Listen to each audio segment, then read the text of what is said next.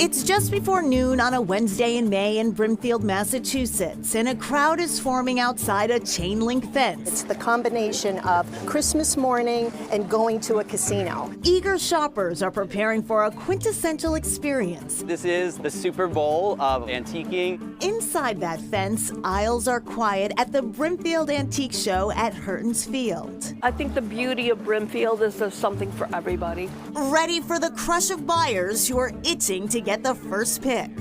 People want the fresh first pick, the best of the best. As the clock turns to noon, owner Clea Ververitas rings the bell, and the Brimfield Rush is on. This is Chronicle on WCVB Channel 5.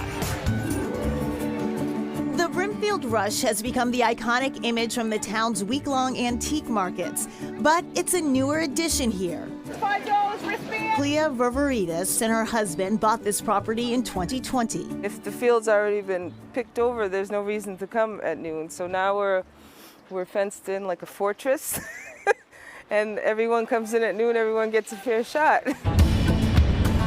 3 times a year, May, July, and September, a stretch of Route 20 in Brimfield turns into a massive antiques fair. Shows run Tuesday through Sunday. Each field, there are about 24, makes their own schedule. Different days, different hours. The antique shows bring shoppers and vendors from across the country. Candace Coney comes from Weatherford, Texas to sell clothing and household textiles. It's 1,850 miles from my house to Brimfield, Massachusetts. She says there's something special about this event that she has made a destination since 1992. This is the place to be if you're a buyer or a seller of anything really good and old. Furniture, rugs, mirrors, baskets and fishing lures, and license plates. Pigs, lions, a monkey? Antique enthusiasts say if you can't find it at Brimfield, it doesn't exist. We didn't think of anything of our toys in the 50s, and they go nuts for them today. I've been here since 1970 and haven't missed a show. My dad used to drive out, and we'd go to Gordon Reed's auctions, and he'd buy all the boxes and stuff at the end of the auction. In 1959, Gordon Reed, an auctioneer by trade, he actually started auctions within the barn. Brimfield didn't always have such an illustrious position in the world of antiques. It all started with one man, Gordon Reed, back in 1959. And then it turned into 700 dealers on 36 acres of property and a 2 to 3 year waiting list for new vendors to get on the field. The neighbors then said, you don't have to wait, we could do it too. And now it's turned into a phenomenal 20 field show. Kate and Rusty Corvo own the field where it all began, now called Auction Acres. They bought the property from Reed's daughters in 2017. When Chronicle visited Brimfield in 2009, Judy Matthew and Jill Lakesh told us what their father would have thought of the event's evolution. He'd be thrilled. He'd really, absolutely. He'd be amazed and pleased that it's continued. He started it, and it was a dream for him to do this.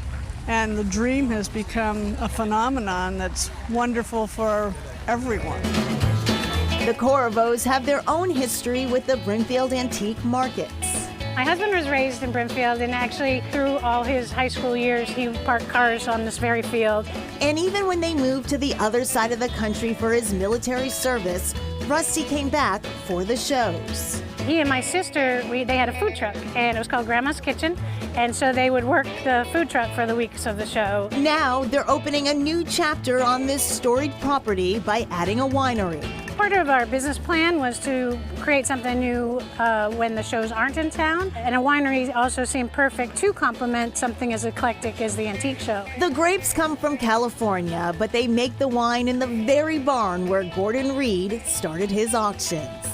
I designed all the labels myself, and everything is circled around the history of the field. Knowing what this show has done for the whole community, it's touching for me and Rusty. It means a lot to be able to carry on that name and to do it with all the respect to Gordon Reed, and our hats off to him and his family that created this for the Commonwealth, because it impacts all the way to Springfield, all the way to Worcester, and it's an honor.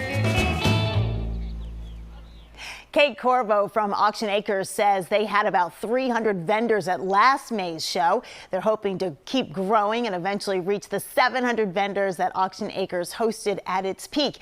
Now, if you'd like to check out Brimfield, it opens next week, May 9th through the 14th, and I gotta say, it is a good time. Coming up in Brimfield, even Martha Stewart is hunting